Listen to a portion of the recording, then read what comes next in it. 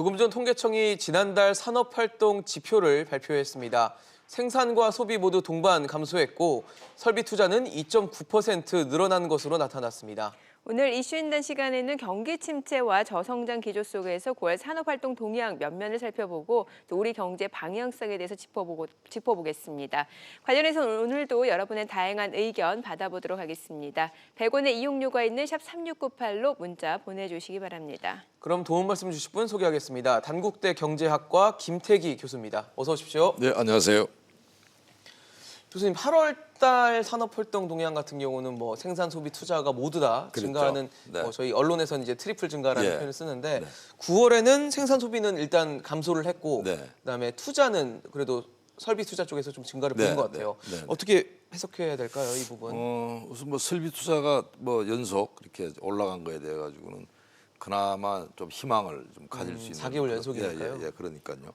그리고 또 퍼센티지도 2.9% 증가한 부분은 좀 다행이라고 생각을 합니다. 예. 근데 뭐 그럼에도 불구하고 전체적인 어떤 하락세 이 부분은 지금 아직 멈추지를 않았다. 예. 그러니까 사실은 설비 투자 2.9% 가지고는 경기가 이렇게 뭐 바닥을 쳤다든지 이렇게 지금 판단하기에는 좀 이르다고 이렇게 보입니다.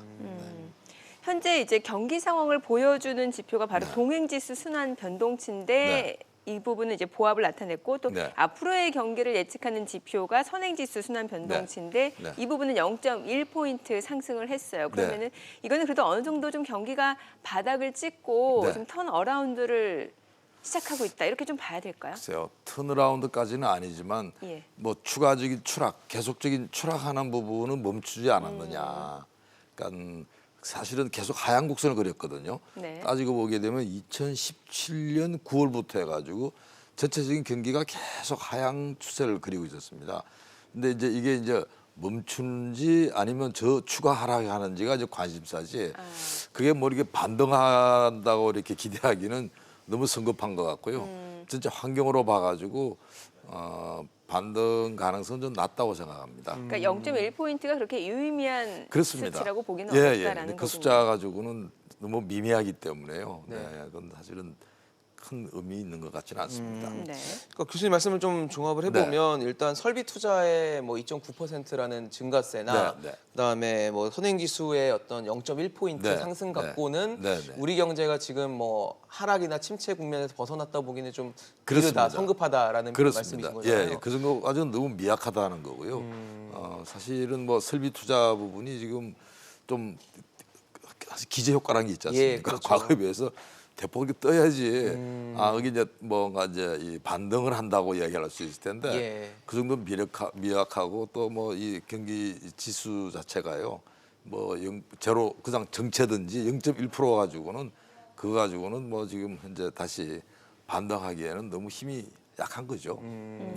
사실 뭐 한국 경제 상황에 대해서 좀 전체적인 총평을 좀 듣고 싶은 게 워낙 뭐 여러 가지 지표들이 워낙 안 좋게 나오는 상황이고 네, 네. 그다음에 정부에서도 뭐 안 좋다는 점을 어느 정도 일부는 인정하고 일부는 또 긍정적으로 낙관론을 그렇더라고요. 보면서도 네. 엄중하다는 표현을 계속 쓰고 있는 것 같거든요. 네, 네.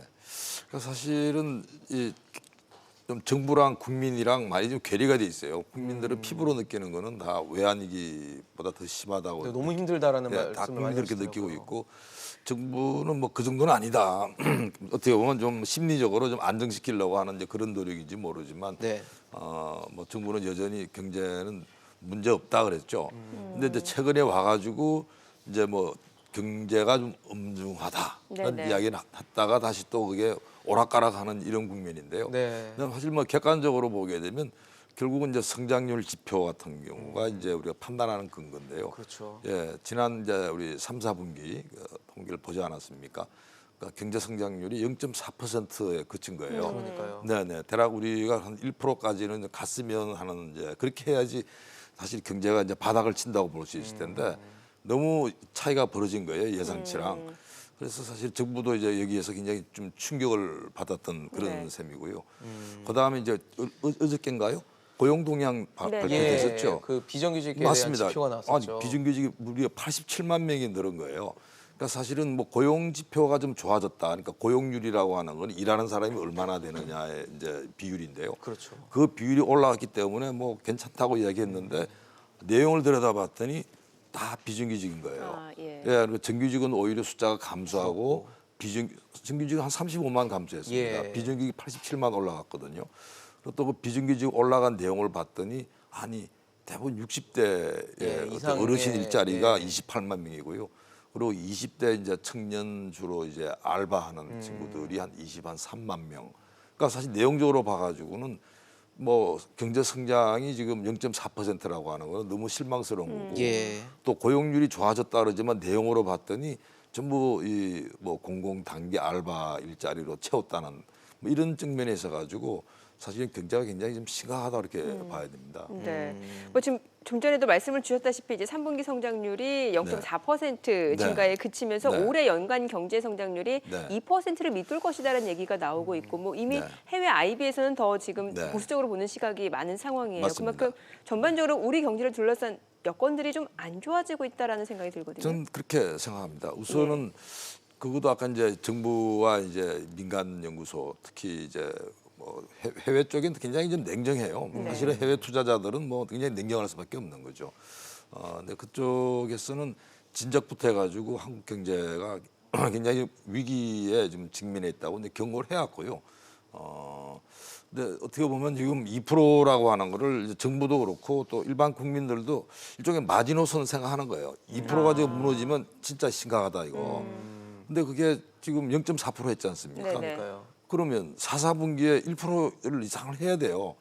근데 그렇게 할 쉽지 가능성이 않네요. 별로 없는 거예요. 예. 4, 4분기가 특별히 뭐 굉장히 좋은 뭐 호재들이 쌓여 있는 것도 아니고 네. 뭐 결과적으로 지금 2%도 못할 거라고 이렇게 예상을 하는 겁니다. 예. 그래서 실제로 우리나라 국내 이제 민간 연구소들 사실은 뭐 민간 연구소도 뭐 정부 눈치를 많이 보는 것 같은데 예. 다 2% 이하로 내려버렸습니다. 네네. 네, 그리고 한국은행도 뭐 2% 내려간다는 말은 안 하지만 한국은행 총재마저도 굉장히 위험하다고 이렇게 지금 경고를 하는 이런 지금 상황이죠.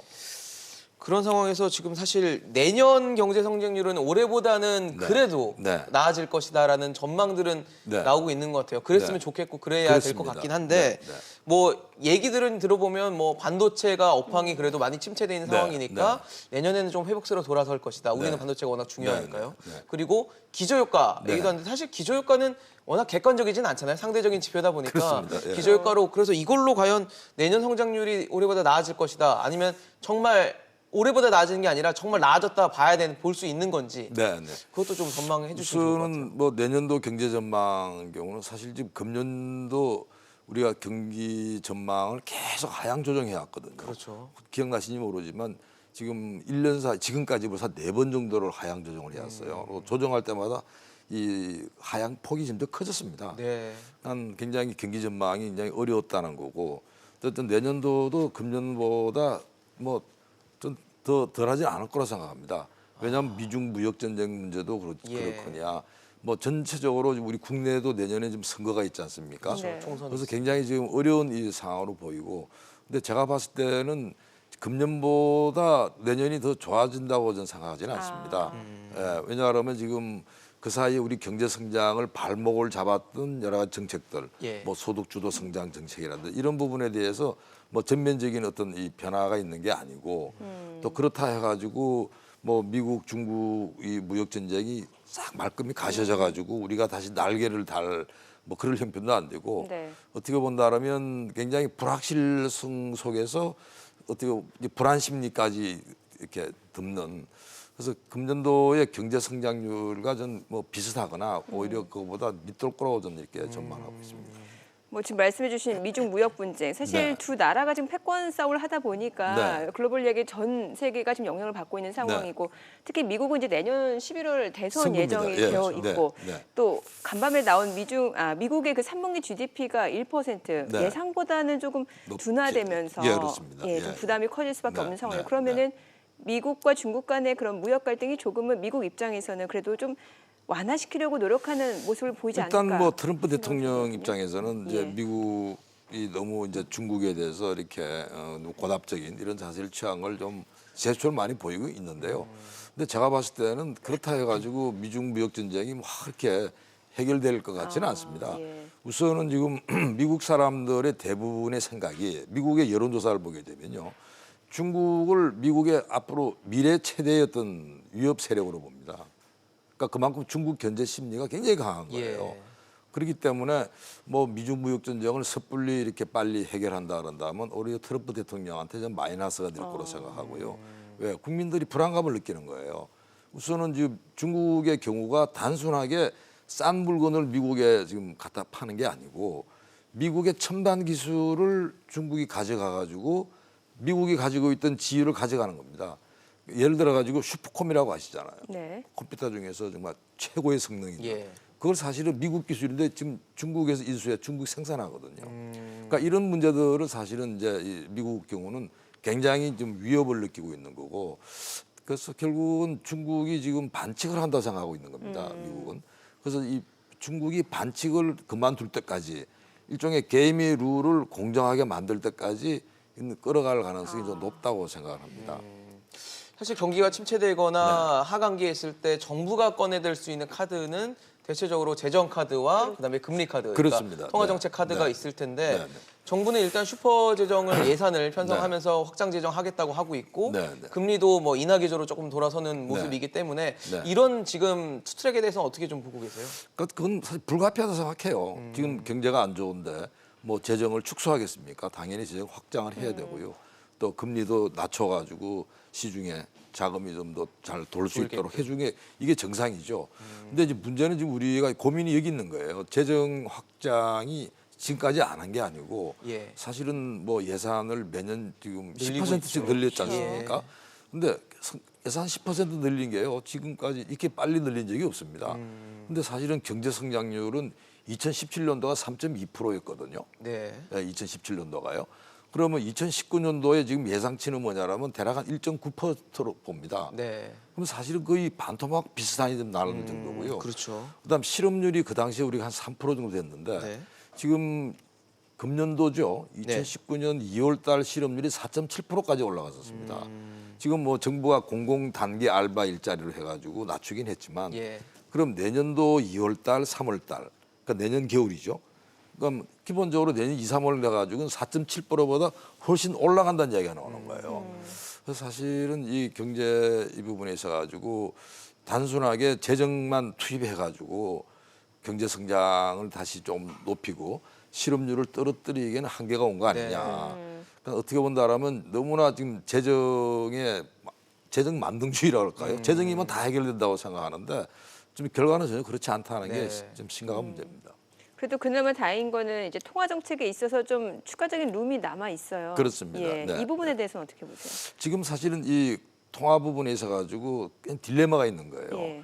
그러니까 어떻게 금리를 낮추는 게 맞아요. 근데 금리를 낮추면 어떤 문제가 생기냐 그런다면 안 그래도 지금 가계부채가 굉장히 네. 많거든요. 그렇죠. 그러니까 다른 나라랑 굉장히 다른 것 중에 하나가 우리가 가계부채가 많다는 이야기는 사실은 은행 자체가 나중에 이 가계부채가 부실화됐을 때 은행이 무너지는 겁니다. 그렇죠. 그러니까 쉽게 말해서 금융의 건전성이 무너지기 그럴 시작하면요. 수 있죠. 예. 사실은 우리가 이제 제조업 부분이 굉장히 위험하지 않습니까? 제조업이 지금 굉장히 흔들린다 그러는데 네. 그러면 은행까지 흔들린다 그런다면 이건 좀 걷잡을 수 없는 문제가 되어가지고 사실은 이 금리를 인하하고 통화 정책을 하는 데 있어가지고 굉장히 전략적이고 타겟을 집중해가 쓰지를 않으면요. 그냥 일반적으로 이렇게 통화 정책 쓰고 또 일반적인 재정 정책을 쓰게 되면요. 사실 정부가 원하는 그런 결과는 안 나오리라고 생각을 합니다. 네. 알겠습니다. 조금 전 발표된 산업활동 동향을 또 점검해보고 네, 향후 네. 우리 경제까지 네, 네. 김태기 교수님과 짚어봤습니다. 네, 말씀 네. 고맙습니다. 잘 감사합니다. 들었습니다.